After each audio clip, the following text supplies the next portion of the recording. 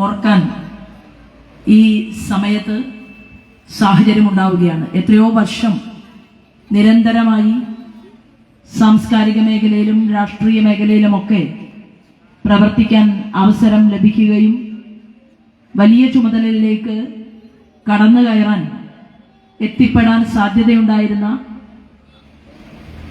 ഇന്ന് ഞാനൊക്കെ സംസ്ഥാന തലത്തിൽ പ്രവർത്തിക്കുമ്പോൾ ഓരോ ഭാരതീയ ജനതാ പാർട്ടിയുടെയും നേതൃനിരയിൽ പ്രവർത്തിക്കുന്നവർക്ക് തണലും താങ്ങുമായിട്ട് വർത്തിക്കുകയും ഒരു സാധാരണക്കാരനായിട്ടുള്ള പ്രവർത്തകന്റെ ഒരു വിഷയം അത് കേൾക്കുകയും മനസ്സിലാക്കുകയും ചെയ്യുന്ന സമയത്ത് അവരോടൊപ്പം അടിയുറച്ച സ്റ്റാൻഡുമായി നിന്ന് ഏത് രീതിയിലുള്ള ജനനന്മയ്ക്കുള്ള പ്രവർത്തനവും ഏറ്റെടുക്കാൻ സാധിച്ചിട്ടുള്ള ഒരു സഹപ്രവർത്തകനാണ് എൻ്റെ പ്രിയപ്പെട്ട ശ്രീകുമാർജി. ഇത്തരത്തിൽ സാംസ്കാരിക മേഖലയിൽ കൂടി പ്രവർത്തിക്കണമെന്നും സമൂഹത്തിൽ ആരാധനായിട്ടുള്ള സ്വാമിജിയുടെ പേരിൽ തന്നെ ഒരു ട്രസ്റ്റിന്റെ പ്രവർത്തനത്തിന് തുടക്കം കുറിക്കണമെന്നും അദ്ദേഹത്തിന് സാധിക്കുകയും നിരവധിയായിട്ടുള്ള വർഷങ്ങൾ അത് മുടക്കം കൂടാതെ നടപ്പിലാക്കി മുന്നോട്ട് കൊണ്ടുപോവുകയും ചെയ്യുകയാണ്. ആദ്യമായിട്ട് അത്തരത്തിലുള്ള ഒരു പ്രവർത്തനത്തിന് നേതൃത്വം കൊടുക്കുന്നതിന് വീണ്ടും അദ്ദേഹത്തോട് ഒരിക്കൽ കൂടി സമൂഹത്തിന് വേണ്ടി നന്ദി അറിയിച്ചുകൊണ്ടാണ് ഞാൻ ഇവിടെ നിങ്ങളുടെ മുന്നിൽ നിൽക്കുന്നത്. ആരാധനായിട്ടുള്ള സ്വാമിജി പറയും, വിവേകാനന്ദ സ്വാമിജി പറഞ്ഞിട്ടുള്ളത് ശുദ്ധമായിട്ടുള്ള മനസ്സും അതികഠിനമായിട്ടുള്ള ക്ഷമയും കഠിനാധ്വാനം ചെയ്യാനുള്ള ആ മനസ്സിന്റെ പ്രതിബദ്ധതയും ഉണ്ടെങ്കിൽ ഏതൊരു കുഞ്ഞിനും വിദ്യാഭ്യാസത്തിന്റെ ഉത്തമമായിട്ടുള്ള ശ്രേണിയിലേക്ക് എത്താൻ സാധിക്കും എന്നാണ് പഴയ നരേന്ദ്രൻ നമ്മെ പഠിപ്പിച്ചിട്ടുള്ളത്.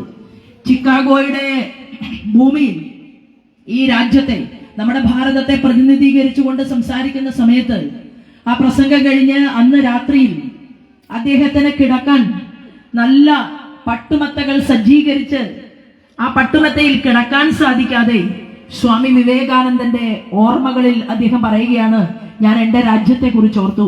അവിടെ പഠിക്കാൻ സാധിക്കാത്ത പാവപ്പെട്ടവരെ കുറിച്ച് ഞാൻ ചിന്തിച്ചു. അവിടെ ഉടുതുണിക്ക് മറുതുണിയില്ലാത്ത ഭാരതത്തിലെ എൻ്റെ അമ്മമാരെ കുറിച്ച് അവരെ കുറിച്ച് അവരുടെ മുഖം എൻ്റെ മനസ്സിലേക്ക് കടന്നു വന്നു. എന്നാണ് എൻ്റെ ഭാരതം, എൻ്റെ അമ്മ ലോകത്തിന്റെ നെറുകയിലേക്ക് എത്തിച്ചേരുക? ഈ ചിന്തയാണ് എൻ്റെ കണ്ണുകളെ ഈറനണിയിച്ചത് എന്ന് നമ്മുടെ ആരാധ്യനായിട്ടുള്ള സ്വാമി വിവേകാനന്ദൻ നമ്മളോട് അദ്ദേഹത്തിന്റെ വാക്കുകളിലൂടെ, ഓർമ്മക്കുറിപ്പുകളിലൂടെ രേഖപ്പെടുത്തിയിട്ടുണ്ട്. ഇന്ന് നമുക്ക് എല്ലാവർക്കും സന്തോഷിക്കാൻ സാധിക്കും. കാരണം ഇന്ന് നമ്മുടെ രാജ്യം പഠിക്കാൻ ആഗ്രഹമുള്ള ഏതൊരു കുഞ്ഞുണ്ടെങ്കിലും ആ കുട്ടി ഒറ്റപ്പെട്ടുകൊണ്ട് ഏതെങ്കിലും ഒരു കോളനിക്കകത്ത്, അതായത് മലയും കുന്നുമെല്ലാം കടന്ന് വഴിയില്ലാത്ത സ്ഥലത്തുകൂടി ചെന്ന്, നമ്മുടെ മലപ്പുറം ഭാഗത്ത് കരുളായി പോലുള്ള പ്രദേശത്തൊക്കെ അങ്ങനെയാണ്, കിലോമീറ്ററുകളിൽ നടന്നിട്ട് വേണം ഒരു ആദിവാസി കുടിയിലെത്താൻ. ആ ആദിവാസി കുടിയിലുള്ള കുട്ടികളെ കൂടി സങ്കല്പം ചെയ്തുകൊണ്ട് നമ്മുടെ ഭാരതത്തിന്റെ പ്രധാനമന്ത്രി പദവിയിലേക്ക് ആരാധനായിട്ടുള്ള അടൽ ബിഹാരി വാജ്പേയി കടന്നു വന്ന സമയത്ത് അദ്ദേഹം പറഞ്ഞു, എല്ലാ കുട്ടികൾക്കും പഠിക്കണം. ഒരു കുട്ടി ഒറ്റപ്പെട്ട ഒരു സ്ഥലത്ത് ജീവിക്കുന്നുണ്ടെങ്കിൽ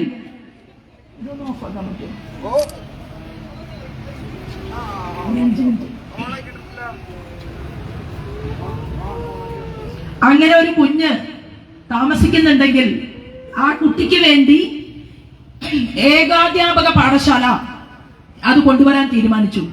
നിങ്ങളിൽ പലരും സർക്കാർ സ്കൂളുകളിൽ പഠിക്കുന്ന കുട്ടികളായിരിക്കും. ആ സർക്കാർ സ്കൂളിൽ പോകുമ്പോൾ നിങ്ങൾ ശ്രദ്ധിച്ചിട്ടുണ്ടാകും, ക്ലാസ് മുറിയുടെ മുന്നിൽ ഒരു വലിയ പെൻസിലിന്റെ ചിത്രം വരച്ചു വെച്ചിട്ട് അവിടെ സർവശിക്ഷ അഭിയാൻ എന്നൊരു പദം എഴുതി വെച്ചിട്ടുണ്ടാകും. അത് ആരാധനായിട്ടുള്ള അടൽ ബിഹാരി വാജ്പേയിയുടെ അദ്ദേഹത്തിന്റെ സ്വപ്ന പദ്ധതിയായിരുന്നു. അദ്ദേഹം പറഞ്ഞു, ലോകം നല്ല രീതിയിൽ വിദ്യാഭ്യാസ മേഖലയിൽ മുന്നോട്ട് പോകുമ്പോൾ ആ ലോകത്തിന്റെ ഏറ്റവും ഉയർന്ന തലത്തിലേക്ക് നമ്മുടെ ഭാരതത്തിന്, നമ്മുടെ രാജ്യത്തിന് കടന്നു വരാൻ സാധിക്കണമെങ്കിൽ ഏറ്റവും അടിത്തട്ടിൽ ജീവിക്കുന്ന ഒരു കുട്ടി, ഒരു ചെറുപ്പക്കാരൻ അല്ലെങ്കിൽ ഒരു ചെറുപ്പക്കാരി, ആ കുഞ്ഞിന് ആവശ്യമായിട്ടുള്ള വിദ്യാഭ്യാസം കൊടുക്കണം. അങ്ങനെ ടീച്ചറെ നിശ്ചയിച്ചുകൊണ്ട്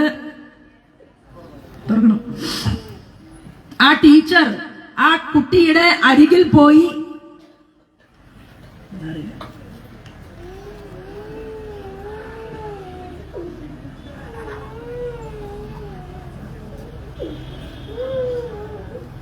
കുറെ ദിവസങ്ങൾക്ക് ശേഷം ഇന്ന് ആദ്യമായിട്ട് പ്രസംഗിക്കുകയാണ്. അപ്പൊ ആലപ്പുഴയിലെ പ്രസംഗമൊക്കെ കഴിഞ്ഞ് പല സ്ഥലങ്ങളിലും ചുറ്റി നടന്ന് ഞാൻ ഡൽഹിയിൽ നിൽക്കുന്ന സമയത്താണ് ശ്രീകുമാർജി പറഞ്ഞത്, ഈ പരിപാടിയിൽ നോട്ടീസിൽ പേര് വെച്ചിട്ടുണ്ട്, എവിടെയാണെങ്കിലും കൊടുങ്ങല്ലൂരിൽ എത്തണം, ആലയിൽ വരണം എന്ന് പറഞ്ഞതിന്റെ അടിസ്ഥാനത്തിൽ അങ്ങനെ വരികയായിരുന്നു. ശബ്ദത്തിന് എന്താ പറ്റിയെന്നറിയില്ല.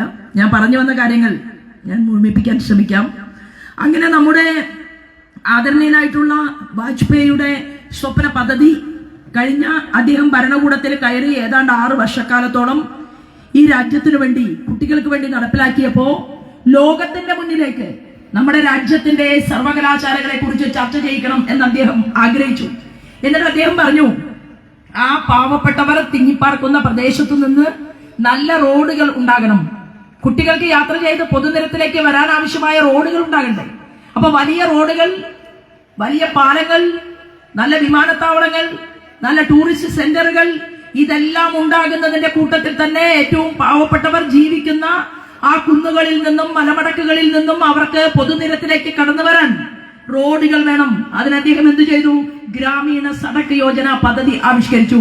ഗ്രാമങ്ങളിൽ നിന്ന് വലിയ റോഡുകളിലേക്ക് കണക്ടിവിറ്റി കൊടുത്ത് അവിടുത്തെ കുഞ്ഞുങ്ങൾക്ക് സ്കൂളുകളിലേക്ക്, ക്ലാസ് മുറികളിലേക്ക് കടന്നു വരാൻ സംവിധാനം ഒരുക്കി. എന്നിട്ടും വരാൻ സാധിക്കാത്ത ഈ ചെറിയ ചെറിയ പ്രദേശങ്ങളിലേക്ക് അധ്യാപികയ്ക്ക് ശമ്പളം നിശ്ചയിച്ച് ആ കുഞ്ഞിനെ പഠിപ്പിക്കാൻ അങ്ങോട്ടേക്ക് പോയി.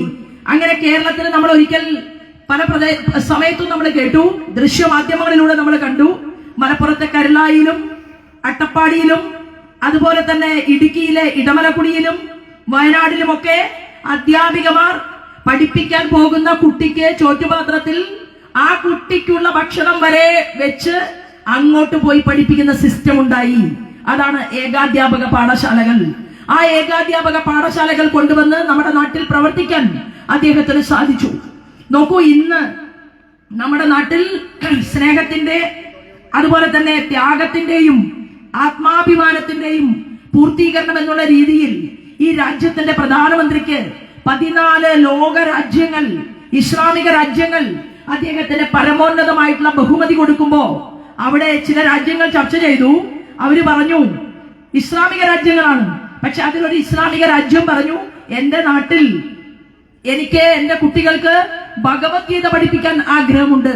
നിങ്ങൾ ആലോചിച്ചു നോക്കൂ, മുസ്ലിം മതത്തിൽ വിശ്വസിക്കുന്നു, അവർ അവരുടെ മതഗ്രന്ഥത്തിൽ വിശ്വസിക്കുന്നു, എന്നാൽ ലോകത്തിന്റെ നെറുകയിലേക്ക് നടന്നെടുത്തുകൊണ്ടിരിക്കുന്ന ഭാരതത്തിലെ വ്യവസ്ഥിതികൾ ലോകം മുഴുവൻ ശ്രദ്ധിക്കുന്നു എന്ന് മനസ്സിലാവുകയും ഭഗവത്ഗീത ഒരു നല്ല വിദ്യാഭ്യാസ മാനേജ്മെന്റ് പുസ്തകമാണ് എന്ന് മനസ്സിലാക്കാൻ സാധിക്കുകയും ചെയ്ത ഇസ്ലാമിക രാജ്യത്തിന്റെ തലവൻ പറഞ്ഞു, എനിക്ക് എന്റെ രാജ്യത്ത് ഈ ഭഗവത്ഗീത പഠിപ്പിക്കണം.